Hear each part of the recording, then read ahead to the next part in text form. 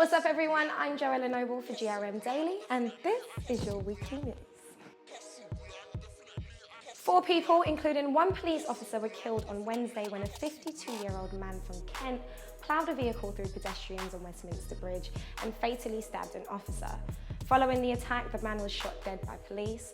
Multiple organisations and people have been raising money to help the victims and families of people affected by the attack. Stormzy's left fans in a frenzy as it has emerged that Dizzee Rascal could have been featured on his highly anticipated debut album, Gang Signs and Prayer.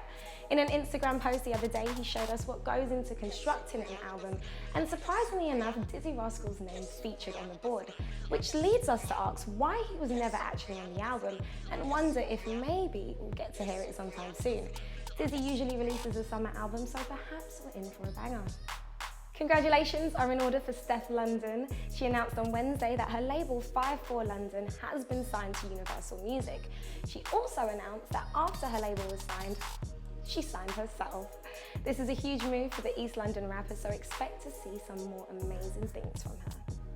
Drake's playlist album More Life has already smashed the streaming records with 89.9 million streams on Apple Music in 24 hours. And 61.3 million streams on Spotify. These astonishing numbers have definitely had a positive knock-on effect for all the artists that feature alongside Drake, including the likes of Giggs, Skepta and Georgia Smith. Spotify have claimed that over the weekend there was a 146% increase in streaming figures from a US audience on Giggs and his own solo music. A police officer in Bradford has been caught stealing drugs from work with the intention of selling it on for profit. 55-year-old Keith Boots was in charge of destroying confiscated drugs to prevent them getting back on the streets.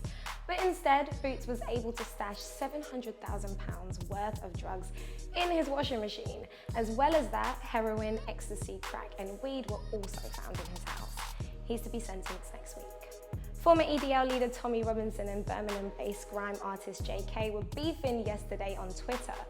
It all started when JK tweeted Tommy saying that he needs an overhand right to the bridge of his nose, which Tommy replied with, "Why don't you come and meet me? Give it a go." They then exchanged a series of tweets and eventually videos calling each other out. Wondering what really started this, but maybe they can settle this in the ring for charity.